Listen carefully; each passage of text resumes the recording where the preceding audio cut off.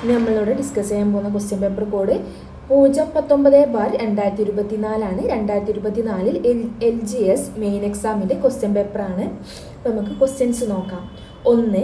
Indian സ്വാതന്ത്ര്യ സമരത്തിൻ്റെ അന്തിമ ലക്ഷ്യം പൂർണ്ണ സ്വരാജ് ആണെന്ന് പ്രഖ്യാപിച്ച കോൺഗ്രസ് സമ്മേളനം ഏത്? ഇന്ത്യൻ സ്വാതന്ത്ര്യ സമരത്തിൻ്റെ അന്തിമ ലക്ഷ്യം പൂർണ്ണ സ്വരാജ് ആണെന്ന് പ്രഖ്യാപിച്ച കോൺഗ്രസ് സമ്മേളനം ഏതെന്നതാണ് ഉത്തരം. ലാഹോർ കോൺഗ്രസ് സമ്മേളനം.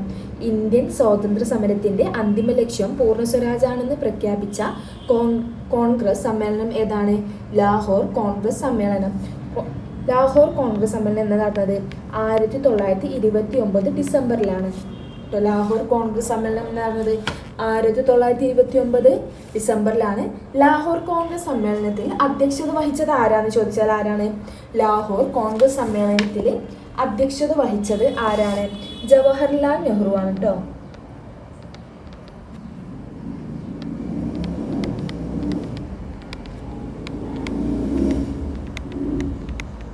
ജവഹർലാൽ നെഹ്റു ആണ്. ലാഹോർ കോൺഗ്രസ് സമ്മേളനത്തിൽ അധ്യക്ഷത വഹിച്ചത് ആരാണ്? ജവഹർലാൽ നെഹ്റു ആണ്. ഇനി അടുത്തത്, ഗാന്ധിജിയുടെ നേതൃത്വത്തിൽ ഇന്ത്യൻ നാഷണൽ കോൺഗ്രസ് നടത്തിയ ആദ്യത്തെ ദേശീയ പ്രക്ഷോഭം ഏത്?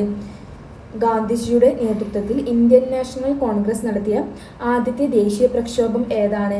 ഉത്തരം ബി ആണ്, നിസ്സഹകരണ സമരം. നിസ്സഹകരണ സമരം നടന്ന വർഷം 1920 സെപ്റ്റംബർ 5 കേട്ടോ. നിസ്സഹകരണ സമരം നടന്ന വർഷം ഏതാണെന്ന് ചോദിച്ചാൽ 1920 സെപ്റ്റംബർ 5.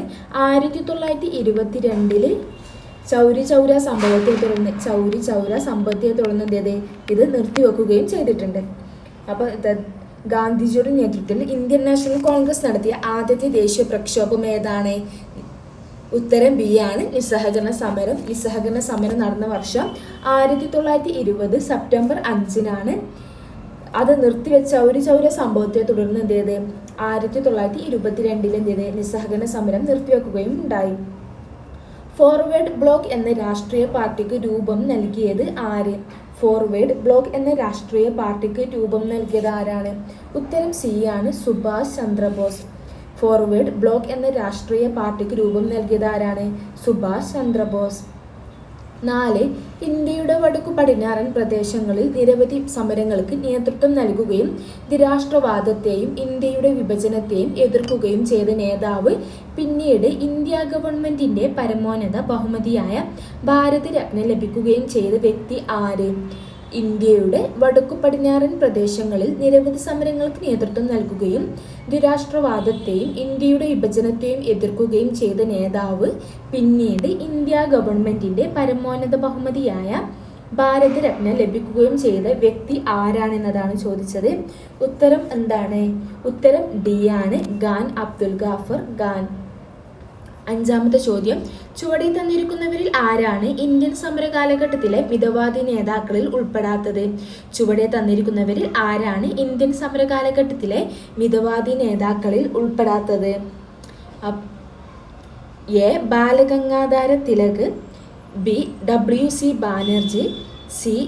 ഗോപാലകൃഷ്ണൻ ഗോഖലെ, ഡി. ഫിറോസ് ഷാ മേത്ത. ചുവടെ തന്നിരിക്കുന്നവരിൽ ആരാണ് ഇന്ത്യൻ സമര കാലഘട്ടത്തിലെ മിതവാദി നേതാക്കളിൽ ഉൾപ്പെടാത്തത്? ഉത്തരം എ ആണ്, ബാലഗംഗാധര തിലക്. 6. സ്വത്തവകാശം മൗലിക അവകാശങ്ങളിൽ നിന്ന് എടുത്തുകളഞ്ഞ ഭരണഘടനാ ഭേദഗതി ഏത്? സ്വത്തവകാശം മൗലിക അവകാശങ്ങളിൽ നിന്ന് എടുത്തുകളഞ്ഞ ഭരണഘടനാ ഭേദഗതി ഏത്? ഉത്തരം ബി ആണ്, 44ാം ഭരണഘടനാ ഭേദഗതി. ആൻസർ നിങ്ങൾ കമൻറ്റിൽ ഇങ്ങനെ ചെയ്തോളൂ കേട്ടോ. ഞാൻ വായിക്കുന്നതനുസരിച്ച് ആൻസർ അറിയുകയാണെങ്കിൽ അത് കമൻറ്റിൽ ഇങ്ങനെ. സ്വത്തവകാശം മൗലികാവകാശങ്ങളിൽ നിന്ന് എടുത്തു കളഞ്ഞ ഭരണഘടനാ ഭേദഗതി ഏതാണ്? ഉത്തരം ബി ആണ്, 44ാം ഭരണഘടനാ ഭേദഗതി.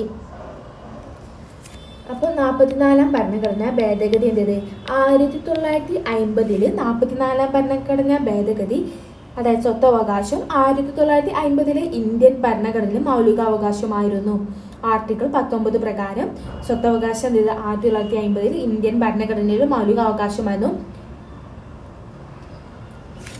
44ാം ഭേദഗതി എന്ത് ചെയ്ത് 1978 എടുത്തു കളഞ്ഞത്. 1978 44 ഭരണഘടന മൗലികാവകാശങ്ങൾ നീക്കം ചെയ്ത് മാറ്റി സ്വത്തവകാശം നിയമപരമായ അവകാശമായി ആർട്ടിക്കിൾ 300A ആയിട്ടാണ് ഉൾപ്പെടുത്തി. ആർട്ടിക്കിൾ 300A ആയിട്ടാണ് ഉൾപ്പെടുത്തിയത്. സ്വത്തവകാശം മൗലികാവകാശങ്ങൾ എടുത്തുകളഞ്ഞ ഭരണഘടനാ ഭേദഗതി ഏതാണ്? 44 ഭരണഘടനാ ഭേദഗതിയാണ്. 1978 44 ഭരണഘടനാ ഭേദഗതിയിലൂടെയാണ് സ്വത്തവകാശ മൗലികാവകാശങ്ങളിൽ നിന്ന് എടുത്തുകളഞ്ഞത്. അത് പിന്നീട് ആർട്ടിക്കിൾ 300A ഉൾപ്പെടുത്തി. ഇനി അടുത്തത് 44 ഭേദഗതി മൊറാർജി ദേശായി, അതായത് മൊറാർജി ദേശായി സർക്കാരിൻ്റെ കാലത്താണ് നടപ്പാക്കിയത്. അപ്പം 44 ഭേദഗതി മൊറാർജി ദേശായി സർക്കാരിൻ്റെ കാലത്താണ് നടപ്പാക്കിയത്.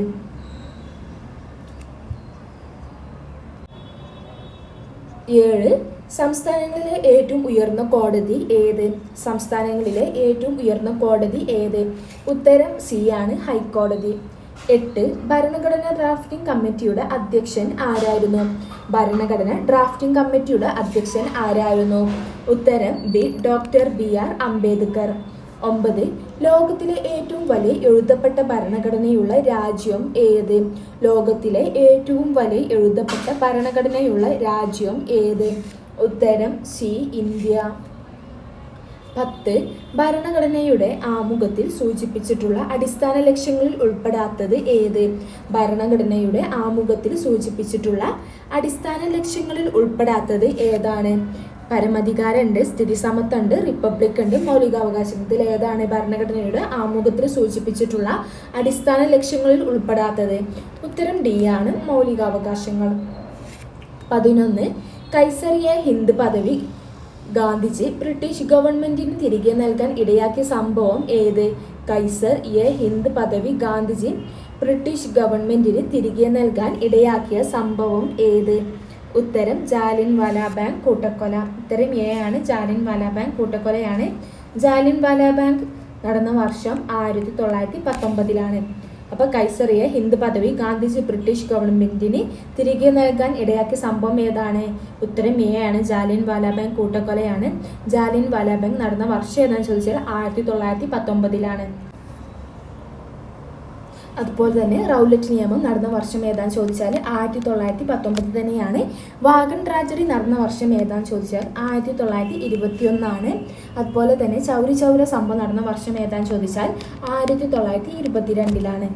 അപ്പോൾ കൈസറിയ ഹിന്ദ് പദവി ഗാന്ധിജി ബ്രിട്ടീഷ് ഗവൺമെന്റിന് തിരികെ നൽകാൻ ഇടയാക്കിയ സംഭവം ഏതാണ്? ഉത്തരം എ ആണ്, ജാലിയൻവാലാബാഗ് കൂട്ടക്കൊലയാണ്. 1919 നടന്നത്. റൗലറ്റ് നിയമം എന്ന പാസ്സാക്കിയത് 1919. ചൗരി ചൗര സംഭവം 1922. ചൗരി ചൗര സംഭവത്തോടു കൂടിയാണ് ഗാന്ധിജി എന്ത് ചെയ്തത്? നിസ്സഹകരണ സമരം നിർത്തിവെക്കാനിടയാക്കിയത്. വാഗൺ ട്രാജഡി നടന്നത് എന്നാണ്? 1921. 12ാമത്തെ ക്വസ്റ്റ്യന്, ഇനി ക്ഷേത്ര നിർമ്മാണമില്ല, വിദ്യാലയ നിർമ്മാണമാണ് ജനതയ്ക്ക് വേണ്ടത്. പ്രധാന ദേവാലയം വിദ്യാലയം തന്നെയാകണം എന്ന് ആഹ്വാനം ചെയ്ത സാമൂഹിക പരിഷ്കർത്താവ് ആര്? ഇനി ക്ഷേത്ര നിർമ്മാണമില്ല, വിദ്യാലയ നിർമ്മാണമാണ് ജനതയ്ക്ക് വേണ്ടത്. പ്രധാന ദേവാലയം വിദ്യാലയം തന്നെയാകണം എന്ന് ആഹ്വാനം ചെയ്ത സാമൂഹ്യ പരിഷ്കർത്താവ് ആര്? A. K. Kelappan, B. Sahodaran Ayyappan, C. Sreenarayana Guru, D. Ayyankali. ഇതിലാരാണ്? ഉത്തരം സി ആണ്, ശ്രീനാരായണ ഗുരു. ഇനി ക്ഷേത്ര നിർമ്മാണമില്ല, വിദ്യാലയ നിർമ്മാണമാണ് ജനതയ്ക്ക് വേണ്ടത്. പ്രധാന ദേവാലയം വിദ്യാലയം തന്നെയാകണം എന്ന് ആഹ്വാനം ചെയ്ത സാമൂഹ്യ പരിഷ്കർത്താവ് ആരാണ്? ഉത്തരം സി ആണ്, ശ്രീനാരായണ ഗുരു. 13 ചട്ടമ്പി സ്വാമികളുടെ യഥാർത്ഥ പേര് എന്ത്? ചട്ടമ്പി സ്വാമികളുടെ യഥാർത്ഥ പേര് എന്ത്? ഉത്തരം സി ആണ്, അയ്യപ്പൻ. 14 പഴശ്ശി കലാപം അടിച്ചമർത്തിയ ബ്രിട്ടീഷ് സബ് കളക്ടർ ആര്? പഴശ്ശി കലാപം അടിച്ചമർത്തിയ ബ്രിട്ടീഷ് സബ് കളക്ടർ ആര്? ഉത്തരം എ ആണ്, Thomas Harvey Babur. 15 American model അറബിക്കടലിൽ എന്ന മുദ്രാവാക്യം ഏത് സമരവുമായി ബന്ധപ്പെട്ടിരിക്കുന്നു? അമേരിക്കൻ മോഡൽ അറബിക്കടലിൽ എന്ന മുദ്രാവാക്യം ഏത് സമരവുമായി ബന്ധപ്പെട്ടിരിക്കുന്നു? ആറ്റിങ്ങൽ കലാപം ഉണ്ട്, ബി പുന്നപ്ര വയലാർ സമരം, സി നിവർത്തന പ്രക്ഷോഭം, ഡി മലബാർ കലാപം. അമേരിക്കൻ മോഡൽ അറബിക്കടൽ എന്ന മുദ്രാവാക്യം ഏത് സമരവുമായിട്ടാണ് ബന്ധപ്പെട്ടിരിക്കുന്നത്? ഉത്തരം ബി ആണ്, പുന്നപ്ര വയലാർ സമരം. അമേരിക്കൻ മോഡൽ അറബിക്കടൽ എന്ന മുദ്രാവാക്യം ഏത് സമരവുമായിട്ടാണ് ബന്ധപ്പെട്ടിരിക്കുന്നത്? പുന്നപ്ര വയലാർ സമരം. പുന്നപ്ര വയലാർ സമരം നടന്ന വർഷം ഏതാണെന്ന് ചോദിച്ചാൽ 1946. അപ്പോൾ പുന്നപ്ര വയലാർ സമരം നടന്ന വർഷം ഏതാണെന്ന് ചോദിച്ചാൽ 1946. അതുപോലെ തന്നെ ആറ്റിങ്ങൽ കലാപം നടന്ന വർഷം ഏതാണെന്ന് ചോദിച്ചാൽ 1721. ആറ്റിങ്ങൽ കലാപം നടന്ന വർഷം ഏതാണെന്ന് ചോദിച്ചാൽ 1721 ഏപ്രിൽ 14 കേട്ടോ. ആറ്റിങ്ങൽ കലാപം നടന്ന വർഷം 1721 ഏപ്രിൽ 14. മലബാർ കലാപം നടന്ന വർഷം എന്താണ്? മലബാർ കലാപം നടന്ന വർഷം 1921 മുതൽ 1922 വരെയാണ് മലബാർ കലാപം നടന്നത്. നിവർത്തന പ്രക്ഷോഭം 1931 to 38 വരെയാണ് കേട്ടോ. അപ്പം അമേരിക്കൻ മോഡൽ അറബിക്കടലിൽ എന്ന മുദ്രാവാക്യം ഏത് സമരവുമായി ബന്ധപ്പെട്ടിരിക്കുന്നു? ഉത്തരം ബി ആണ്, പുന്നപ്ര വയലാർ സമരം. പുന്നപ്ര വയലാർ സമരം നടന്ന വർഷം ഏതാണെന്ന് ചോദിച്ചാൽ 1946. അതുപോലെ തന്നെ ആറ്റിങ്ങൽ കലാപം നടന്ന വർഷം ഏതാണെന്ന് ചോദിച്ചാൽ 1821 ഏപ്രിൽ 14. മലബാർ കലാപം നടന്ന വർഷം ഏതാണെന്ന് ചോദിച്ചാൽ 1921 മുതൽ 22 വരെയാണ്. അതുപോലെ തന്നെ നിവർത്തന പ്രക്ഷോഭം നടന്ന വർഷം ഏതാണെന്ന് ചോദിച്ചാൽ 1931 മുതൽ 38 വരെയാണ്. കേരള ഹൈക്കോടതി ചീഫ് ജസ്റ്റിസ് ആര്? കേരള ഹൈക്കോടതി ചീഫ് ജസ്റ്റിസ് ആര്? ഉത്തരം ബി ആണ്, ആശിഷ് ജിതേന്ദ്ര ദേശായി. കേരള ഹൈക്കോടതി ചീഫ് ജസ്റ്റിസ് ആരാണ്? ആശിഷ് ജിതേന്ദ്ര ദേശായി. അന്ന് PSC 2024 PSC ചോദിക്കുമ്പോൾ അന്നത്തെ ചീഫ് ജസ്റ്റിസ് ആരായിരുന്നു? ആശിഷ് ജിതേന്ദ്ര ദേശായി ആയിരുന്നു. പിന്നീട് പുതിയ ചീഫ് ജസ്റ്റിസ് ആയിട്ട് ആരാണ്? നിതിൻ മധുക്കർ ജാംദാർ. അദ്ദേഹമാണ് ചുമതലയേറ്റത് കേട്ടോ. ജസ്റ്റിസ്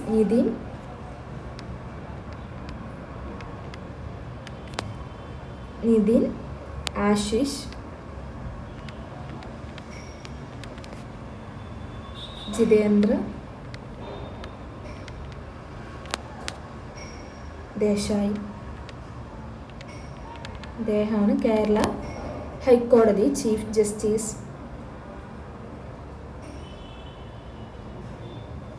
കേരള ഹൈക്കോടതിയുടെ പുതിയ ചീഫ് ജസ്റ്റിസ് നിതിൻ മധുക്കർ ജാംദാർ ആണ്. സെപ്റ്റംബർ 24, 2024 സെപ്റ്റംബർ 26 അദ്ദേഹം സത്യപ്രതിജ്ഞ ചെയ്ത് ചുമതലയേറ്റത്. അപ്പോൾ കേരള ഹൈക്കോടതി ചീഫ് ജസ്റ്റിസ് ആരാണ്? നിതിൻ ആശിഷ് ജിതേന്ദ്ര ദേശായി ആണ്. 2024 സെപ്റ്റംബർ 26 അദ്ദേഹം ചുമതലയേറ്റത്. അടുത്തത്, കേരളത്തിലെ ആദ്യത്തെ സമ്പൂർണ്ണ ഡിജിറ്റൽ ജില്ല ഏത്? കേരളത്തിലെ ആദ്യത്തെ സമ്പൂർണ്ണ ഡിജിറ്റൽ ജില്ല ഏതാണ്? ഉത്തരം C, Thrissur. 18 transfer of power in India എന്ന ഗ്രന്ഥത്തിന്റെ കർത്താവ് ആര്? Transfer of power in India എന്ന ഗ്രന്ഥത്തിന്റെ കർത്താവ് ആര്? ഉത്തരം VP മേനോൻ. 19 താഴെ പറയുന്നവയിൽ ഫ്രാൻസിന്റെ അധിനിവേശ പ്രദേശം ഏത്? താഴെ പറയുന്നവയിൽ ഫ്രാൻസിന്റെ അധിനിവേശ പ്രദേശം ഏത്? ഉത്തരം എ, പോണ്ടിച്ചേരി. 20 സംസ്ഥാന പുനഃസംഘടനാ കമ്മീഷനിലെ മലയാളിയായ അംഗം ആര്? സംസ്ഥാന പുനഃസംഘടനാ കമ്മീഷനിലെ മലയാളിയായ അംഗം ആരാണ്? ഉത്തരം ഡി ആണ്, KM പണിക്കർ. 21 റൂർക്കല ഇരുമ്പുരുക്ക് വ്യവസായശാലയ്ക്ക് സഹായം നൽകിയ രാജ്യം ഏത്? റൂർക്കല ഇരുമ്പുരുക്ക് വ്യവസായശാലയ്ക്ക് സഹായം നൽകിയ രാജ്യം ഏത്? ഉത്തരം എ, ജർമ്മനി. 22 ഇന്ത്യൻ ബഹിരാകാശ വകുപ്പിന്റെ ചൊവ്വാ ദൗത്യത്തിന്റെ പേരെന്ത്? ഇന്ത്യൻ ബഹിരാകാശ വകുപ്പിന്റെ ചൊവ്വാ ദൗത്യത്തിന്റെ പേരെന്ത്? ഉത്തരം സി, മംഗൾയാൻ. ഇന്ത്യൻ ബഹിരാകാശ വകുപ്പിന്റെ ചൊവ്വാ ദൗത്യത്തിന്റെ പേരെന്താണ്? ഉത്തരം സി ആണ്, മംഗൾയാൻ. റൂർക്കല ഇരുമ്പുരുക്ക് വ്യവസായശാലയ്ക്ക് സഹായം നൽകിയ രാജ്യം ഏതാണ്? ജർമ്മനിയാണ്. സംസ്ഥാന പുനഃസംഘടനാ കമ്മീഷനിലെ മലയാളിയായ അംഗമാരാണ്? KM പണിക്കറാണ്. ഫ്രാൻസിന്റെ അധിനിവേശ പ്രദേശം ഏതാണ്? പോണ്ടിച്ചേരിയാണ്. Transfer of power in India എന്ന ഗ്രന്ഥത്തിൻ്റെ കർത്താവ് ആരാണ്? VP മേനോൻ. 23 2024 G20 ഉച്ചകോടി നടക്കുന്ന രാജ്യം ഏത്? 2024 G20 ഉച്ചകോടി നടക്കുന്ന രാജ്യം ഏതാണ്? ഉത്തരം ബി ആണ്, ബ്രസീൽ. 24 ചന്ദ്രയാൻ 3 ദൗത്യത്തിൻ്റെ റോവർ അറിയപ്പെടുന്നത്? ചന്ദ്രയാൻ 3 ദൗത്യത്തിൻ്റെ റോവർ അറിയപ്പെടുന്നത് എന്താണ്? ഉത്തരം ബി, പ്രാഗ്യാൻ. 25 ഹിമാലയൻ പർവ്വതനിരയെ സംബന്ധിച്ച പ്രസ്താവനകൾ ശരിയായത് ഏതാണ് ചോദിച്ചത്? ഹിമാലയൻ പർവ്വതനിരയെ സംബന്ധിച്ച പ്രസ്താവനകളിൽ ശരിയായത് ഏതാണ് ചോദിച്ചത്? 1 ഹിമാലയൻ പർവ്വതനിരയിൽ ഏറ്റവും ഉയരമുള്ള കൂടിയ നിരയായി ഹിമാദ്രി. ഹിമാലയൻ പർവ്വതനിരയിൽ ഏറ്റവും ഉയരം കൂടിയ നിര ഹിമാദ്രിയാണ്, ശരിയാണ്. ലോകത്തിലെ ഏറ്റവും ഉയരമുള്ള കൊടുമുടിയായ മൗണ്ട് എവറസ്റ്റ് ഇന്ത്യയിൽ സ്ഥിതി ചെയ്യുന്നു. ലോകത്തിലെ ഏറ്റവും ഉയരമുള്ള കൊടുമുടിയായ മൗണ്ട് എവറസ്റ്റ് ഇന്ത്യയിൽ സ്ഥിതി ചെയ്യുന്നു, തെറ്റാണ്. സിന്ധു, ഗംഗ, ബ്രഹ്മപുത്ര എന്നീ നദികൾ ഹിമാലയൻ നദികളിൽ എന്നറിയപ്പെടുന്നു. സിന്ധു, ഗംഗ, ബ്രഹ്മപുത്ര എന്നീ നദികൾ ഹിമാലയൻ നദികൾ എന്നറിയപ്പെടുന്നു, ശരിയാണ്. അപ്പോൾ ഹിമാലയൻ പർവ്വതനിരയെ സംബന്ധിച്ച ശരിയായ പ്രസ്താവന ഏതാണെന്ന് ചോദിച്ചാൽ ഏതൊക്കെയാണ്? 1, 3 ആണ്. അപ്പോൾ ഉത്തരം സി ആണ്, 1, 3. 1 ഹിമാലയൻ പർവ്വതനിരയിൽ ഏറ്റവും ഉയരം കൂടിയ നിര ഏതാണ്? ഹിമാദ്രിയാണ്. 3 സിന്ധു, ഗംഗ, ബ്രഹ്മപുത്ര എന്നീ നദികൾ ഹിമാലയൻ നദികൾ എന്നറിയപ്പെടുന്നു. 2 തെറ്റാണ്. മൗണ്ട് എവറസ്റ്റ് അത് ലോകത്തിലെ ഏറ്റവും ഉയരമുള്ള കൊടുമുടി. അപ്പോൾ ലോകത്തിൽ ഏറ്റവും ഉയരം കൂടിയ കൊടുമുടി എന്ന് വെച്ചാൽ മൗണ്ട് എവറസ്റ്റ് ആണ്. ലോകത്തിലെ ഏറ്റവും ഉയരമുള്ള കൊടുമുടിയായ മൗണ്ട് എവറസ്റ്റ് ഇന്ത്യയിൽ സ്ഥിതി ചെയ്യുന്നു എന്നതാണ് ആ തെറ്റാണ്. മൗണ്ട് എവറസ്റ്റ് എവിടെയാണ് സ്ഥിതി ചെയ്യുന്നത്? നേപ്പാളിനും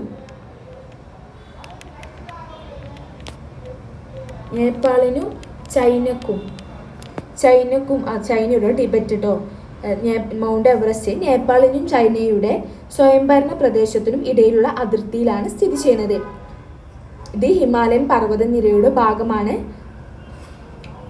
ഇതിൻ്റെ വടക്ക് ഭാഗം ടിബറ്റിലും തെക്ക് ഭാഗം നേപ്പാളിലുമാണ് സ്ഥിതി ചെയ്യുന്നത്. അപ്പം മൗണ്ട് എവറസ്റ്റ് എവിടെയാണ് സ്ഥിതി ചെയ്യുന്നത്? നേപ്പാളിനും ചൈനയുടെ സ്വയംഭരണ പ്രദേശത്തിനും ഇടയിലുള്ള അതിർത്തിയിലാണ് സ്ഥിതി ചെയ്യുന്നത്. ഇതിൻ്റെ വടക്ക് ഭാഗം ടിബറ്റിലും തെക്കൻ ഭാഗം നേപ്പാളിലുമാണ് സ്ഥിതി ചെയ്യുന്നത്. ഇനി അടുത്ത ചോദ്യം 26. ഇന്ത്യയുടെ അതിർത്തി രാജ്യങ്ങളുമായി ബന്ധപ്പെട്ട പ്രസ്താവനകൾ ശരിയായത് കണ്ടെത്തുക. ഇന്ത്യയുടെ അതിർത്തി രാജ്യങ്ങളുമായി ബന്ധപ്പെട്ട പ്രസ്താവനകൾ ശരിയായത് കണ്ടെത്തുക. 7 രാജ്യങ്ങൾ ഇന്ത്യയുമായി അതിർത്തി പങ്കിടുന്നു, ശരിയാണ്. ഇന്ത്യയുമായിട്ട് എത്ര രാജ്യങ്ങൾ അതിർത്തി പങ്കിടുന്നുണ്ട്? 7 രാജ്യങ്ങളായി പങ്കിടുന്നുണ്ട്. ഇന്ത്യയുമായിട്ട് എത്ര രാജ്യങ്ങൾ?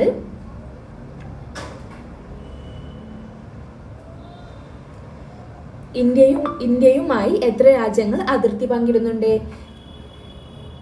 7 രാജ്യങ്ങളാണ് ഇന്ത്യയുമായിട്ട് അതിർത്തി പങ്കിടുന്നത്.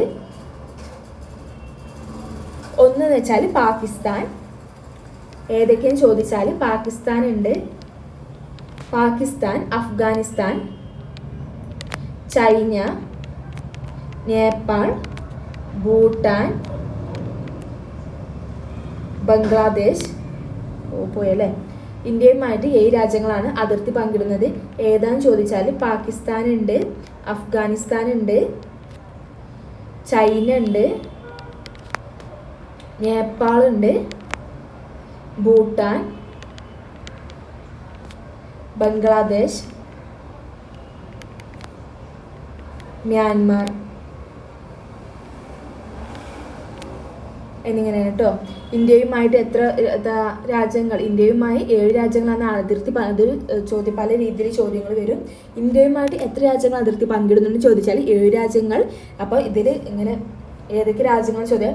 പാകിസ്ഥാൻ ഉണ്ട്, അഫ്ഗാനിസ്ഥാൻ ഉണ്ട്, ചൈന ഉണ്ട്, നേപ്പാൾ, ഭൂട്ടാൻ, ബംഗ്ലാദേശ്, മ്യാൻമാർ ഇവയാണ്. ബംഗ്ലാദേശുമായി ഇന്ത്യ ഏറ്റവും കൂടുതൽ ദൂരം അതിർത്തി. അപ്പം ബംഗ്ലാദേശുമായിട്ടാണ് ഇന്ത്യ ഏറ്റവും കൂടുതൽ ദൂരം അതിർത്തിയുമായി പങ്കിടുന്നത്, ശരിയാണ്. അഫ്ഗാനിസ്ഥാനുമായി ഇന്ത്യ ഏറ്റവും കുറഞ്ഞ ദൂരമാണ് അതിർത്തി പങ്കിടുന്നത്, ശരിയാണ്. അഫ്ഗാനിസ്ഥാനുമായി ഇന്ത്യ ഏറ്റവും കുറഞ്ഞ ദൂരമാണ് അതിർത്തി പങ്കിടുന്നത്. ഉത്തരം ബി ആണ്, എല്ലാം ശരിയാണ്. അപ്പോൾ ഇന്ത്യയുടെ അതിർത്തി രാജ്യങ്ങളുമായി ബന്ധപ്പെട്ട പ്രസ്താവനയാണ്. ഇന്ത്യ എത്ര രാജ്യങ്ങളുമായി അതിർത്തി പങ്കിടുന്നു? 7 രാജ്യങ്ങൾ. 7 രാജ്യങ്ങളും ഇന്ത്യ അതിർത്തി പങ്കിടുന്നു. അവ ഏതൊക്കെയെന്ന് ചോദിച്ചാൽ പാകിസ്ഥാൻ, അഫ്ഗാനിസ്ഥാൻ, ചൈന, നേപ്പാൾ, ഭൂട്ടാൻ, ബംഗ്ലാദേശ്, മ്യാൻമാർ. കര അതിർത്തി പങ്കിടുന്ന രാജ്യങ്ങൾ പാകിസ്ഥാൻ, അഫ്ഗാനിസ്ഥാൻ, ചൈന, നേപ്പാൾ, ഭൂട്ടാൻ, ബംഗ്ലാദേശ് ആണ്. കടലാതിർത്തി പങ്കിടുന്ന രാജ്യങ്ങൾ ഏതൊക്കെയെന്ന് ചോദിച്ചാൽ ശ്രീലങ്ക, മാലിദ്വീപ്. അപ്പോൾ ബംഗ്ലാദേശുമായി ഇന്ത്യ ഏറ്റവും കൂടുതൽ ദൂരം അതിർത്തി പങ്കിടുന്നത് ഏതാണ്? ബംഗ്ലാദേശാണ്. അപ്പോൾ അഫ്ഗാനിസ്ഥാനുമായിട്ടാണ് ഇന്ത്യ ഏറ്റവും കുറഞ്ഞ ദൂരം അതിർത്തി പങ്കിടുന്നത് കേട്ടോ. ഇനി 27ാമത്തെ ക്വസ്റ്റ്യനാണ് നമ്മൾ നോക്കാൻ പോകുന്നത്. ഇന്ത്യയുടെ തീരപ്രദേശം സംബന്ധിച്ച പ്രസ്താവനകൾ തെറ്റായത് കണ്ടെത്തുക. 1. പടിഞ്ഞാറൻ തീരസമതലം അറബിക്കടലിനും പശ്ചിമഘട്ടത്തിനും ഇടയിൽ. പടിഞ്ഞാറൻ തീരസമതലം അറബിക്കടലിനും പശ്ചിമഘട്ടത്തിനും ഇടയിൽ. ശരിയാണ്. പടിഞ്ഞാറൻ തീരസമതലത്തിൽ ഉൾപ്പെട്ടതാണ് കോറമണ്ടൽ തീരസമതലം. ഇത് തെറ്റാണ്. സുന്ദരവന പ്രദേശം മുതൽ കന്യാകുമാരി വരെ നീണ്ടുകിടക്കുന്നതാണ് കിഴക്കൻ തീരസമതലം. ശരിയാണ്. ഇതിൽ തെറ്റായ പ്രസ്താവന ഏതാണ്? പടിഞ്ഞാറൻ തീരസമതലത്തിൽ ഉൾപ്പെട്ടതാണ് കോറമണ്ടൽ തീരസമതലം. തെറ്റാണ്. ഉത്തരം ബി ആണ്, രണ്ടാമത് കേട്ടോ. അടുത്തത് 28. ഇന്ത്യയുടെ ദേശീയ പ്രതീകങ്ങൾ സംബന്ധിച്ച് ശരിയായത് കണ്ടെത്തുക. 1. ഇന്ത്യയുടെ ദേശീയ കായിക വിനോദം ഹോക്കി. ശരിയാണ്. 2. ആന ഇന്ത്യയുടെ ദേശീയ പൈതൃക ജീവി. ശരിയാണ്. 3. ഇന്ത്യയുടെ ദേശീയ ഗീതം ജനഗണമന. തെറ്റാണ്. അവ ഇന്ത്യയുടെ ദേശീയ പ്രതീകങ്ങൾ സംബന്ധിച്ച് ശരിയായത് കണ്ടെത്തുക എന്നത്. അപ്പോൾ ഇതിൽ ഏതാണ് ശരി? 1ഉം 2ഉം ആണ് ശരി. ഇന്ത്യയുടെ ദേശീയ കായിക വിനോദം ഹോക്കിയാണ്. ആന ഇന്ത്യയുടെ ദേശീയ പൈതൃക ജീവിയാണ്. ഇന്ത്യയുടെ ദേശീയ ഗീതം ഏതാണ്? വന്ദേ മാതരമാണ്. ഇന്ത്യയുടെ ദേശീയ ഗീതം ഏതാണെന്ന് ചോദിച്ചാൽ വന്ദേ മാതരമാണ്. വന്ദേ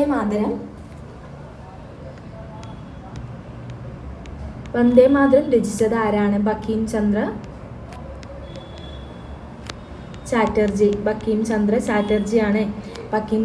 ചാറ്റർജിയാണ്. അതുപോലെ തന്നെ ദേശീയ ഗാനമാണ് ജനഗണമന. ജനഗണമന രചിച്ചത് ആരാണ്?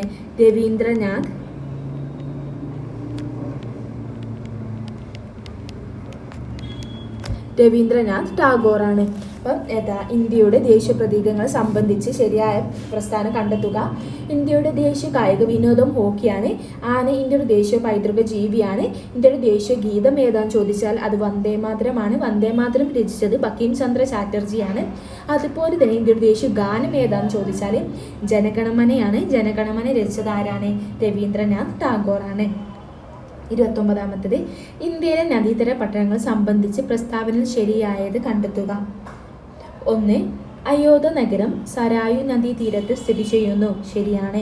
2. അഹമ്മദാബാദ്, ഗാന്ധിനഗർ എന്നീ പട്ടണങ്ങൾ സബർമതി തീരത്താണ്. ശരിയാണ്. 3ാമത്തേത് കൊൽക്കത്ത, ഹൗറ നഗരങ്ങൾ ഹുഗ്ലി നദീതീരത്താണ്. ശരിയാണ്. ഇതിലേതാണ്? ഡി ആണ്, എല്ലാം ശരി. ഇന്ത്യയിലെ നദീതീര പട്ടണങ്ങളെ സംബന്ധിച്ച് പ്രസ്താവന ശരിയായത് കണ്ടെത്തുക എന്നതാണ്. അയോധ്യ നഗരം സരായു നദീതീരത്ത് സ്ഥിതി ചെയ്യുന്നു. അഹമ്മദാബാദ്, ഗാന്ധിനഗർ എന്നീ പട്ടണങ്ങൾ സബർമതി തീരത്താണ്. കൊൽക്കത്ത, ഹൗറ നഗരങ്ങൾ ഹുഗ്ലി നദീതീരത്താണ്. 30ാമത്തേത് കേരളത്തെ സംബന്ധിച്ച അടിസ്ഥാന വിവരണങ്ങൾ ശരിയല്ലാത്തത് കണ്ടെത്തുക. 1. കേരളത്തിൻ്റെ തെക്ക് വടക്കൻ നീളം 560 കിലോമീറ്ററാണ്. കേരളത്തിൻ്റെ തെക്ക് വടക്ക് നീളം 560 കിലോമീറ്ററാണ്. ശരിയല്ലാത്തത് ഏതാണെന്ന് ചോദിച്ചത് ഇത് ശരിയാണ്. കേരളത്തിലെ ഏറ്റവും ഉയരമുള്ള സ്ഥലം അഗസ്ത്യകൂടാണ്. ഇത് തെറ്റാണ് കേട്ടോ. കേരളത്തിലെ ഏറ്റവും താഴ്ന്ന പ്രദേശം കുട്ടനാട്. ശരിയാണ്. 2 മാത്രമാണ് തെറ്റായത്. ശരിയല്ലാത്തത് 2 ആനമുടിയാണ് കേട്ടോ. ഏറ്റവും ഉയരം കൂടിയത് ഏതാണെന്ന് വെച്ചാൽ ആനമുടിയാണ്. 31ാമത്തേത് കേരളത്തിലെ നദികളെ സംബന്ധിച്ച പ്രസ്താവനകൾ ശരിയായത് കണ്ടെത്തുക എന്നതാണ്. 1ാമത്തേത് കിഴക്കോട്ട് ഒഴുകുന്ന നദികൾ കബനി, ഭവാനി, പാമ്പാർ. കിഴക്കോട്ട് ഒഴുകുന്ന നദികൾ ഏതൊക്കെയെന്ന് ചോദിച്ചാൽ കബനി, ഭവാനി, പാമ്പാർ എന്നിവയാണ്. അടുത്തത് ശരിയാണ് കേട്ടോ. 2ാമത് പെരിങ്ങൽകുത്ത് ജലവൈദ്യുത പദ്ധതി പെരിയാർ നദിയിൽ സ്ഥിതി ചെയ്യുന്നു. തെറ്റാണ്. ഏറ്റവും നീളമുള്ള നദികളിൽ 2ാം സ്ഥാനം ഭാരതപ്പുഴയാണ്. ശരിയാണ്. ഇതിലെ 1ഉം 3ഉം ആണ് ശരിയായ പ്രസ്താവന. അപ്പോൾ കേരളത്തിലെ നദികൾ സംബന്ധിച്ച പ്രസ്താവനകൾ ശരിയായത് കണ്ടെത്തുമെന്ന് ചോദിച്ചാൽ 1. കിഴക്കോട്ട് ഒഴുകുന്ന നദികൾ കബനി, ഭവാനി, പാമ്പാർ എന്നിവയാണ്. പെരിങ്ങൽകുത്ത് ജലവൈദ്യുത പദ്ധതി പെരിയാർ നദിയിലാണ് സ്ഥിതി ചെയ്യുന്നത്. പെരിയാറല്ല, ചാലക്കുടി പുഴയിലാണ് കേട്ടോ. ചാലക്കുടി പുഴയിലാണ് സ്ഥിതി ചെയ്യുന്നത്. അപ്പോൾ ഏറ്റവും നീളം നദികൾ 2ാം സ്ഥാനം ആർക്കാണ്? ഭാരതപ്പുഴക്കാണ്. ഇനി അടുത്ത ക്വസ്റ്റ്യന് 32ാമത്തേത് കേരളത്തിലെ കായലുകളെ സംബന്ധിച്ച പ്രസ്താവനയിൽ ശരിയല്ലാത്തവ കണ്ടെത്തുക. കേരളത്തിലെ കായലുകളെ സംബന്ധിച്ച പ്രസ്താവനയിൽ ശരിയല്ലാത്തവ കണ്ടെത്തുക എന്നതാണ്. 1. കേരളത്തിലെ ശാസ്താംകോട്ട കായൽ കൊല്ലം ജില്ലയിൽ സ്ഥിതി ചെയ്യുന്നു. കേരളത്തിലെ ശാസ്താംകോട്ട കായൽ കൊല്ലം ജില്ലയിൽ സ്ഥിതി ചെയ്യുന്നു. ശരിയാണ്. 2. കേരളത്തിലെ ഏറ്റവും വലിയ കായൽ അഷ്ടമുടി കായലാണ്. കേരളത്തിലെ ഏറ്റവും വലിയ കായൽ അഷ്ടമുടി കായൽ. ഇതെന്താണ്? തെറ്റാണ്. സമുദ്രനിരപ്പിൽ നിന്നും ഉയരത്തിൽ സ്ഥിതി ചെയ്യുന്ന പൂക്കോട് കായൽ വയനാട്ടിൽ സ്ഥിതി ചെയ്യുന്നു. സമുദ്രനിരപ്പിൽ നിന്നും ഉയരത്തിൽ സ്ഥിതി ചെയ്യുന്ന പൂക്കോട് കായൽ വയനാട്ടിൽ സ്ഥിതി ചെയ്യുന്നു. ഇതും ശരിയാണ്. അപ്പോൾ കേരളത്തിലെ കായലുകളെ സംബന്ധിച്ച പ്രസ്താവനയിൽ ശരിയല്ലാത്തവ കണ്ടെത്തുക എന്നതാണ്. ഇതിലേതാണ് ശരിയല്ലാത്തവ? 2 മാത്രമാണ് ശരി. അപ്പോൾ ഉത്തരം ഏതാണ്? 2 മാത്രമാണ് ശരിയല്ലാത്തവ. അപ്പോൾ കേരളത്തിലെ ഏറ്റവും വലിയ കായൽ അഷ്ടമുടി കായലാണ്. അപ്പോൾ കേരളത്തിലെ ഏറ്റവും വലിയ അഷ്ടമുടി കായലാണോ? അല്ല. ഏത് കായലാണ്? വേമ്പനാട്ട് കായലാണ്. കേരളത്തിലെ ഏറ്റവും വലിയ കായൽ ഏതാണ്? വേമ്പനാട്ട് കായൽ ആണ് കേട്ടോ. കേരളത്തിലെ ഏറ്റവും വലിയ കായൽ വേമ്പനാട്ട് കായലാണ്. ഇനി അടുത്തത് 33ാമത്തെ ചോദ്യമാണ്. താഴെ പറയുന്ന പ്രസ്താവനകൾ ശരിയായത് കണ്ടെത്തുക. താഴെ പറയുന്ന പ്രസ്താവനകൾ ശരിയായത് കണ്ടെത്തുക. 1. കൊല്ലത്തെ തമിഴ്നാടുമായി ബന്ധിപ്പിക്കുന്ന ചുരം താമരശ്ശേരി ചുരം. ശരിയാണോ? അല്ല, തെറ്റാണ്. 2. വയനാട് ചുരം സ്ഥിതി ചെയ്യുന്ന ജില്ല കോഴിക്കോട്. വയനാട് ചുരം സ്ഥിതി ചെയ്യുന്ന ജില്ല കോഴിക്കോട്. അപ്പോൾ ഇത് ശരിയാണ്. 3. കേരളത്തിലെ ഏറ്റവും വലിയ ചുരം പാലക്കാട് ചുരം. കേരളത്തിലെ ഏറ്റവും വലിയ ചുരം ഏതാണ്? പാലക്കാട് ചുരം. അപ്പോൾ ഇതിൽ ഏതാണ് ശരിയായത് കണ്ടെത്തുക എന്നതാണ്. ഏതാണ്? ഉത്തരം ബി ആണ്. 2ഉം 3ഉം ആണ് ശരി. അപ്പോൾ കൊല്ലത്തെ തമിഴ്നാടുമായി ബന്ധിപ്പിക്കുന്ന ചുരം താമരശ്ശേരി ചുരം എന്നാണ് പറഞ്ഞത്. അപ്പോൾ ഇത് തെറ്റായ പ്രസ്താവനയാണ്. അപ്പോൾ കൊല്ലത്തെ തമിഴ്നാടുമായി ബന്ധിപ്പിക്കുന്ന ചുരം ഏതാണ്? ആര്യങ്കാവ് ചുരമാണ് കേട്ടോ. ആര്യങ്കാവ് ചുരം. കൊല്ലത്തെ തമിഴ്നാടുമായി ബന്ധിപ്പിക്കുന്ന ചുരം ഏതാണ്? ആര്യങ്കാവ് ചുരമാണ്. താമരശ്ശേരി ചുരമല്ല. ആര്യങ്കാവ് ചുരമാണ്. വയനാട് ചുരം സ്ഥിതി ചെയ്യുന്ന ജില്ല ഏതാന്ന് ചോദിച്ചാൽ അത് കോഴിക്കോടാണ്. കേരളത്തിലെ ഏറ്റവും വലിയ ചുരം ഏതാന്ന് ചോദിച്ചാൽ അത് പാലക്കാടാണ്. ഇനി 34ാമത്തെ ചോദ്യം. കേരളത്തിലെ മത്സ്യബന്ധന തുറമുഖങ്ങളും അവ സ്ഥിതി ചെയ്യുന്ന ജില്ലകളും ശരിയായ രീതിയിൽ യോജിച്ചവ കണ്ടെത്തുക. കേരളത്തിലെ മത്സ്യബന്ധന തുറമുഖങ്ങളും അവ സ്ഥിതി ചെയ്യുന്ന ജില്ലകളും ശരിയായ രീതിയിൽ യോജിച്ചവ കണ്ടെത്തുക എന്നതാണ്. 1. നീണ്ടക്കര. നീണ്ടക്കര ഏതാണ്? തിരുവനന്തപുരം, അഴീക്കൽ, കണ്ണൂർ, പൊന്നാനി, മലപ്പുറം, കായംകുളം, എറണാകുളം. ഇങ്ങനെയാണ് തന്നിരിക്കുന്നത്. അപ്പം നീണ്ടക്കര തിരുവനന്തപുരത്താണോ? അല്ല. എവിടെയാണ്? കൊല്ലത്താണ്. എവിടെയാണ്? കൊല്ലം. അഴീക്കൽ കണ്ണൂർ ശരിയാണ്. പൊന്നാനി മലപ്പുറം ശരിയാണ്. കായംകുളം എറണാകുളം ആണോ? അല്ല. എവിടെയാണ്? ആലപ്പുഴയിലാണ്. ആലപ്പുഴ. എവിടെയാണ്? ആലപ്പുഴ. നീണ്ടക്കര എവിടെയാണ്? കൊല്ലം. അപ്പോൾ ഇതിൽ ഏതാണ് ശരി? 2ഉം 3ഉം ആണ് ശരി. ഉത്തരം എ ആണ്. 2ഉം 3ഉം. കേരളത്തിലെ മത്സ്യബന്ധന തുറമുഖങ്ങളും അവ സ്ഥിതി ചെയ്യുന്ന ജില്ലകളും ശരിയായ രീതിയിൽ യോജിച്ചവ കണ്ടെത്തുക. നീണ്ടക്കര തിരുവനന്തപുരത്താണോ? അല്ല. അത് കൊല്ലത്താണ്. അഴീക്കൽ കണ്ണൂർ, പൊന്നാനി മലപ്പുറം, കായംകുളം എറണാകുളം അല്ല, ആലപ്പുഴ കേട്ടോ. അപ്പോൾ 1ഉം 4ഉം ആണ് തെറ്റ്. ശരിയായ ഏതാണെന്ന് ചോദിച്ചാൽ 2ഉം 3ഉം ആണ്. ഇനി അടുത്ത ചോദ്യം. കേരളത്തിലെ വൈദ്യുത പദ്ധതി സംബന്ധിച്ച ശരിയായ പ്രസ്താവനകൾ കണ്ടെത്തുക. കേരളത്തിലെ വൈദ്യുത പദ്ധതി സംബന്ധിച്ച ശരിയായ പ്രസ്താവനകൾ കണ്ടെത്തുക. 1. കേരളത്തിലെ വൈദ്യുത ഉൽപാദനത്തിന്റെ പ്രധാന സ്രോതസ് ജലമാണ്. കേരളത്തിലെ വൈദ്യുത ഉൽപാദനത്തിന്റെ പ്രധാന സ്രോതസ് എന്താണ്? അത് ജലമാണ്. ശരിയാണ്. 2. കേരളത്തിലെ ആദ്യ ജലവൈദ്യുത പദ്ധതി പള്ളിവാസൽ. കേരളത്തിലെ ആദ്യ ജലവൈദ്യുത പദ്ധതി പള്ളിവാസൽ ശരിയാണ്. 3. കേരളത്തിലെ ഏറ്റവും വലിയ ജലവൈദ്യുത പദ്ധതി ഇടുക്കി ജലവൈദ്യുത പദ്ധതിയാണ്. കേരളത്തിലെ ഏറ്റവും വലിയ ജലവൈദ്യുത പദ്ധതി ഏതാണ്? ഇടുക്കി ജലവൈദ്യുത പദ്ധതിയാണ്. ശരിയാണ്. അപ്പോൾ കേരളത്തിലെ വൈദ്യുത പദ്ധതിയെ സംബന്ധിച്ച് ശരിയായ പ്രസ്താവന ഏതാണെന്ന് ചോദിച്ചത്. ശരിയായ പ്രസ്താവന ഏതാണെന്ന് ചോദിച്ചത് ഉത്തരം ഡി ആണ്. എല്ലാം ശരിയാണ്. അപ്പോൾ ഈ ഒരു പേജ് നമുക്ക് ഒരുപാട് ക്വസ്റ്റ്യൻസ് കിട്ടും. നോക്കാം. ഒന്നാമത്തെ വെച്ചാൽ കേരളത്തിൽ ഏറ്റവും വലിയ ജലവൈദ്യുത പദ്ധതി ഏതാണെന്ന് ചോദിച്ചാൽ ഏതാണ്? ഇടുക്കി ജലവൈദ്യുത പദ്ധതിയാണ്.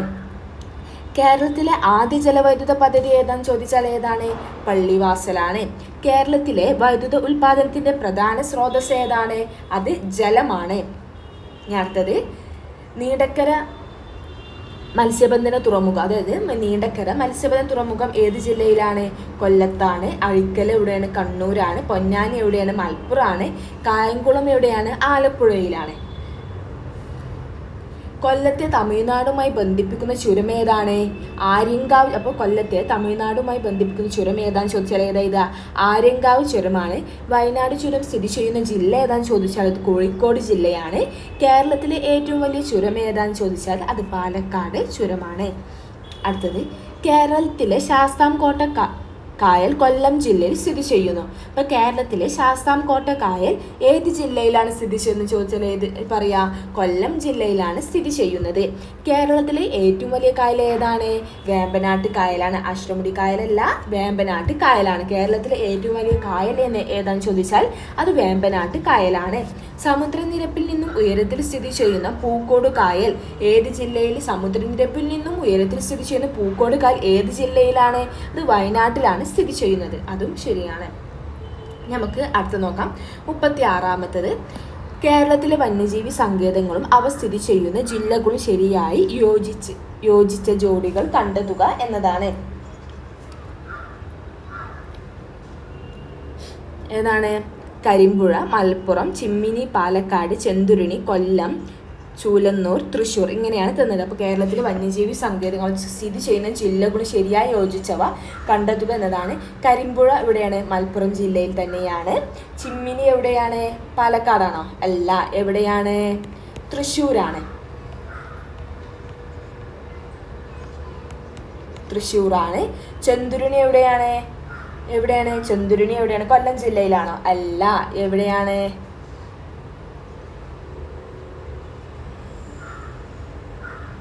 അല്ല സോറി, ചെന്തുരുണി എവിടെയാണ്? കൊല്ലം ജില്ലയിൽ തന്നെയാണ് കേട്ടോ. ശരിയാണ്. അടുത്തത് ചൂലന്നൂർ എവിടെയാണ്? തൃശ്ശൂരാണോ? അല്ലല്ലോ. എവിടെയാണ്? പാലക്കാട്. അപ്പോൾ കേരളത്തിലെ വന്യജീവി സങ്കേതങ്ങളും അവ സ്ഥിതി ചെയ്യുന്ന ജില്ലകളും ശരിയായി യോജിച്ച ജോഡികൾ കണ്ടെത്തുക എന്നതാണ്. കരിമ്പുഴ മലപ്പുറം ജില്ലയിലാണ്. ചിമ്മിനി എവിടെയാണ്? പാലക്കാടല്ല. എവിടെയാണ്? തൃശ്ശൂരാണ്. ചെന്തുരുണി എവിടെയാണ്? കൊല്ലം ജില്ലയിലാണ്. ചൂലന്നൂർ എവിടെയാണ്? തൃശ്ശൂരല്ല, അത് പാലക്കാട് ജില്ലയിലാണ്. അപ്പോൾ ഇവിടെ ഏതാ ശരിയായ ജോഡി? ഉത്തരം എ ആണ്. 1ഉം 3ഉം. 37ാമത്തെ ക്വസ്റ്റ്യന് സൈലന്റ് വാലി ദേശീയോദ്യാനം സംബന്ധിച്ച പ്രസ്താവനകൾ തെറ്റായത് കണ്ടെത്തുക എന്നതാണ്. 1. വംശനാശ ഭീഷണി നേരിടുന്ന സിംഹവാലൻ കുരങ്ങുകളെ കാണപ്പെടുന്നു. അപ്പോൾ സൈലന്റ് വാലിയിൽ വംശനാശ ഭീഷണി നേരിടുന്ന സിംഹവാലൻ കുരങ്ങുകളെ കാണപ്പെടുന്നു. ശരിയായ പ്രസ്താവനയാണോ? അതെ, ശരിയായ പ്രസ്താവനയാണ്. 2. ചീവീടുകൾ അപൂർവമായതുകൊണ്ട് ഈ പ്രദേശത്ത് നിശബ്ദ താഴ്വര എന്ന പേര് വന്നത്. ചീവീടുകൾ അപൂർവമായതുകൊണ്ട് ഈ പ്രദേശത്തിന് നിശബ്ദ താഴ്വര എന്ന പേരും വന്നിട്ടുണ്ട്. സൈലന്റ് വാലിക്ക് വന്നത് നിശബ്ദ താഴ്വര എന്ന പേര് വന്നിട്ടുണ്ട്. ശരിയാണോ? അതെ, ശരിയാണ്. അടുത്തത് 1984 നിലവിൽ വന്ന ഇത് മലപ്പുറം ജില്ലയിൽ സ്ഥിതി ചെയ്യുന്നു. 1984 നിലവിൽ വന്ന ഇത് എവിടെ സ്ഥിതി ചെയ്യുന്നു? മലപ്പുറം ജില്ലയിൽ സ്ഥിതി ചെയ്യുന്നു എന്നതാണ്. ശരിയാണോ? അല്ല, തെറ്റാണ്. എവിടെയാണ് സ്ഥിതി ചെയ്യുന്നത്?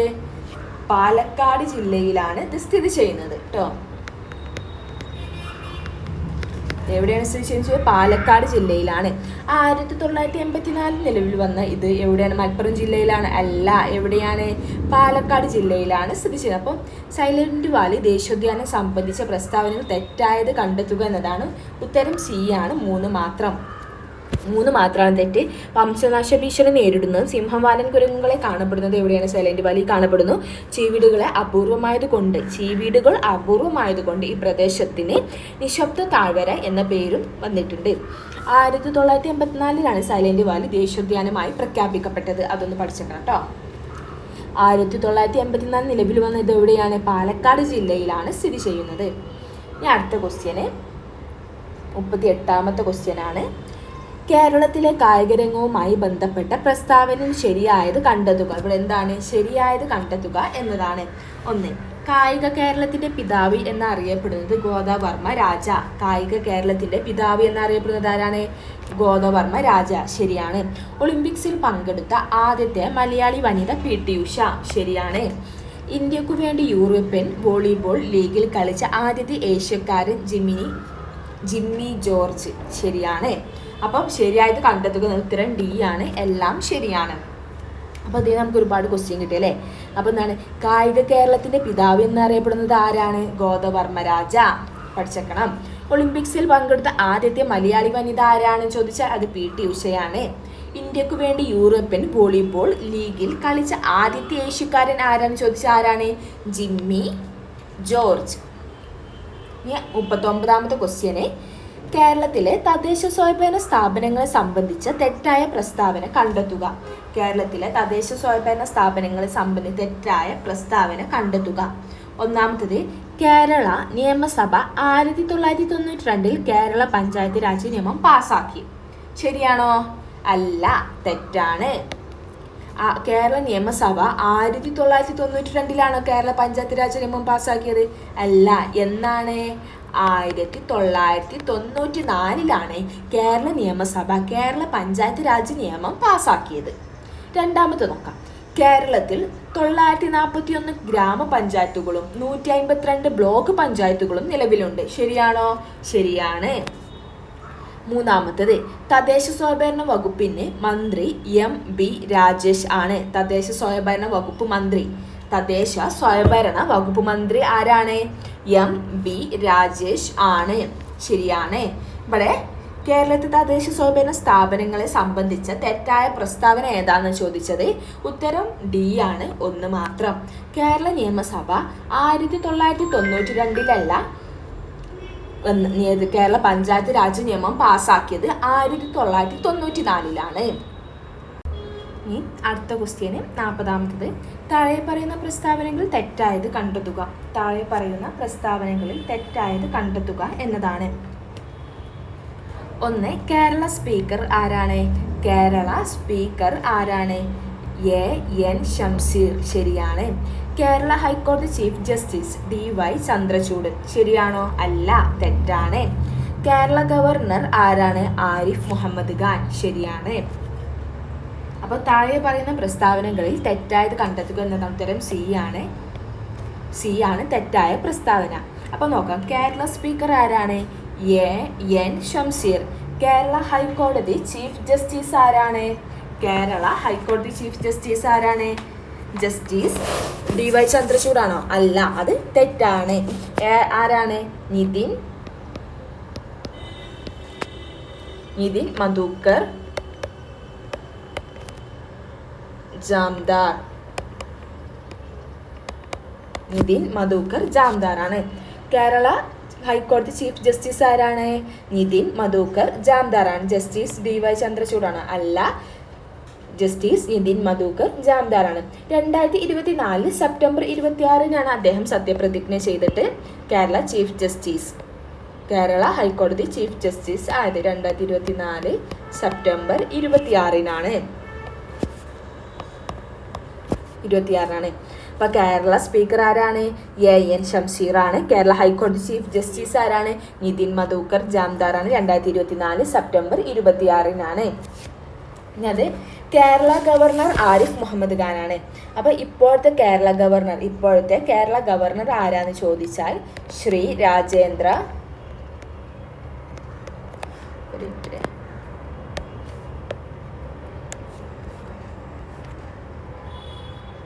ആരാണ്? ശ്രീ രാജേന്ദ്ര വിശ്വനാഥ്. ശ്രീ രാജേന്ദ്ര വിശ്വനാഥ് അർലേക്കർ.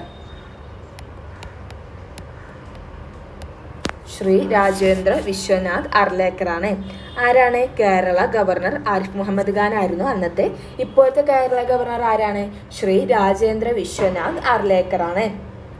അദ്ദേഹം 23ാമത്തെ ഗവർണറാണ്. കേരളത്തിൻ്റെ 23ാമത്തെ ഗവർണർ ആരാണ്? ശ്രീ രാജേന്ദ്ര വിശ്വനാഥ് അർലേക്കർ. അദ്ദേഹം 2025 ജാനുവരി 2 സത്യപ്രതിജ്ഞ ചെയ്ത് കേരളത്തിൻ്റെ ആരായി? ഗവർണറായി. 23ാമത്തെ ഗവർണറായി. ഇനി നിങ്ങൾ ചോദിക്കാണ് കേരളത്തിൻ്റെ ആദ്യ ഗവർണർ ആരാന്ന് ചോദിച്ചാൽ ആരാ? ആദ്യ ഗവർണർ ആരെന്ന് ചോദിച്ചാൽ ആരാണ്? ആദ്യ ഗവർണർ ആരാണ്? ബി രാമകൃഷ്ണ റാവു. ആരാണ്? ബി രാമകൃഷ്ണ റാവു. ആരാണ്? ബി രാമകൃഷ്ണൻ റാവു. കേരളത്തിന്റെ ആദ്യ ഗവർണർ ആരാണ്? ബി രാമകൃഷ്ണ റാവു. അദ്ദേഹത്തിന്റെ കാലഘട്ടം ഗവർണറുടെ കാലഘട്ടം എന്ന് പറയുന്നത് 1956 നവംബർ 22 മുതൽ ടു എത്രയാണ്? 1960 ജൂലൈ 1 വരെയാണ്. മനസ്സിലായോ? കേരള ഗവർണർ, ഇപ്പോഴത്തെ ഗവർണർ ആരാണെന്ന് ചോദിച്ചാൽ ശ്രീ രാജേന്ദ്ര വിശ്വനാഥ് അർലേക്കർ 23ാമത്തെ ഗവർണറാണ്. ഇദ്ദേഹത്തിന് മുന്നേ ആരായിരുന്നു? ആരിഫ് മുഹമ്മദ് ഖാൻ ആയിരുന്നു. കേരളത്തിന് 23ാമത്തെ ഗവർണർ ആരാന്ന് ചോദിച്ചാൽ രാജേന്ദ്ര വിശ്വനാഥ് അർലേക്കർ. അദ്ദേഹം എന്നാണ് സത്യപ്രതിജ്ഞ ചെയ്ത് ഗവർണർ സ്ഥാനത്തേക്ക് എത്തിയതെന്ന് ചോദിച്ചാൽ 2025 ജനുവരി 2. കേരളത്തിന്റെ ആദ്യ ഗവർണർ ആരാന്ന് ചോദിച്ചാൽ ആര് എഴുതുക? ബി രാമകൃഷ്ണ റാവു. അദ്ദേഹത്തിന്റെ ഗവർണർ കാലഘട്ടം 1956 നവംബർ 22 മുതൽ 1960 ജൂലൈ 1 വരെയാണ്. കേരള ഹൈക്കോടതി ചീഫ് ജസ്റ്റിസ് ആരാന്ന് ചോദിച്ചാൽ നിതിൻ മധുക്കർ ജാംദാറാണ്. 2024 സെപ്റ്റംബർ 26 അദ്ദേഹം സത്യപ്രതിജ്ഞ ചെയ്തു, ആ സ്ഥാനം ഏറ്റെടുത്തു. ഇനി 41ാമത്തെ ചോദ്യമാണ്. 41ാമത്തെ ചോദ്യം ഡിലീറ്റഡ് ക്വസ്റ്റ്യൻ ആണ് കേട്ടോ. ഡിലീറ്റഡ് ക്വസ്റ്റ്യൻ ആണ്. ഇനി 42ാമത്തെ ചോദ്യമാണ്.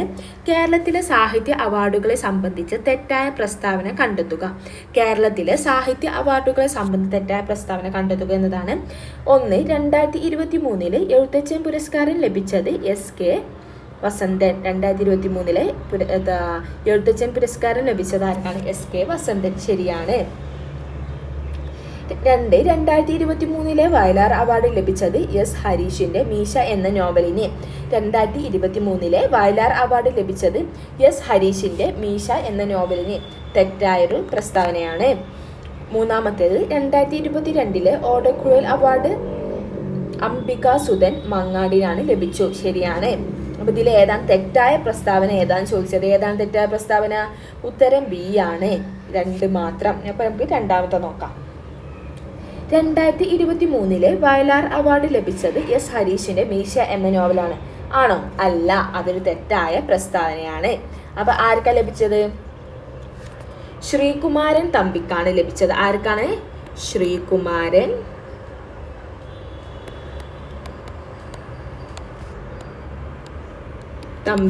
ശ്രീകുമാരൻ തമ്പിക്കാണ് ലഭിച്ചത്. 2023 വയലാർ അവാർഡ് ലഭിച്ചത് ആർക്കാണ്? ശ്രീകുമാരൻ തമ്പിക്കാണ്. അദ്ദേഹത്തിന്റെ ഏത് ദിനാണ് ലഭിച്ചത്? ജീവിതം ഒരു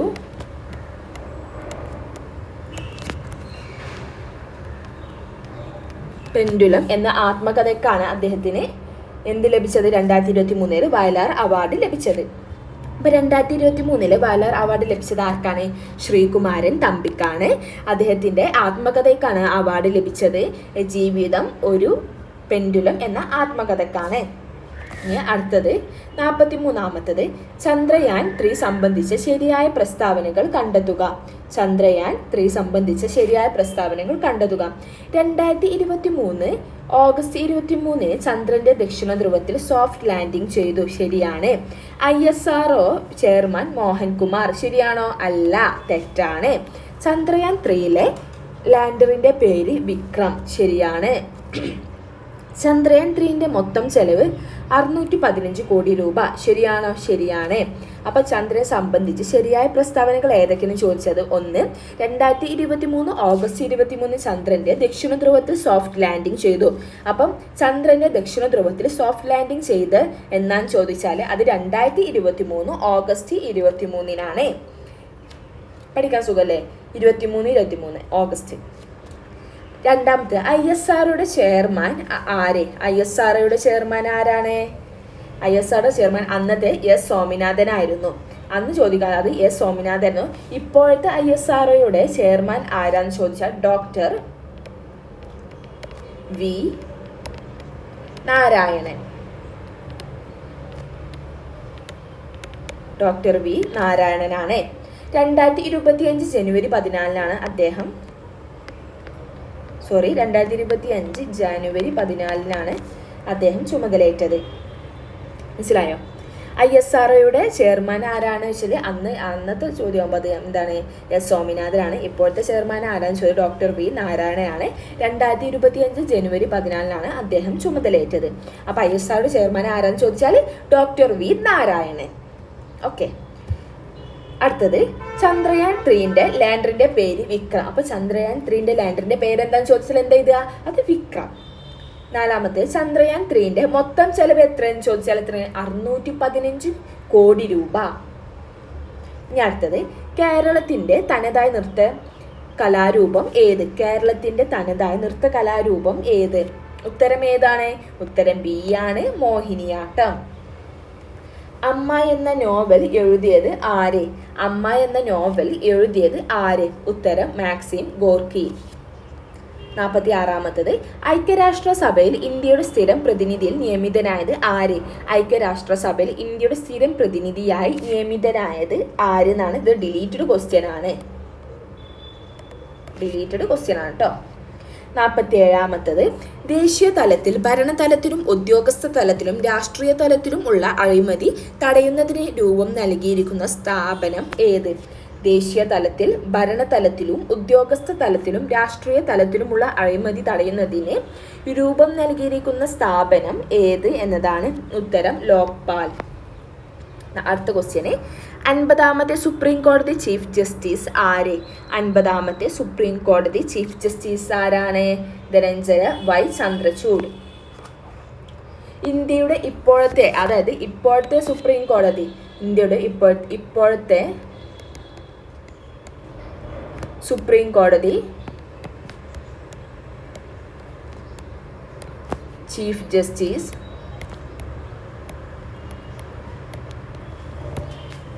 ആരാന്ന് ചോദിച്ചാൽ ആരാണ്? BR ഗവായി.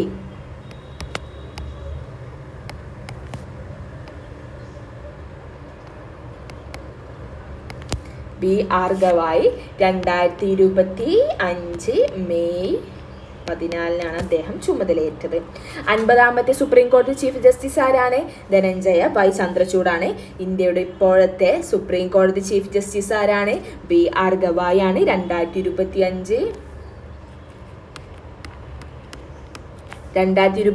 മെയ് 14 അദ്ദേഹം ചുമതലയേറ്റത്.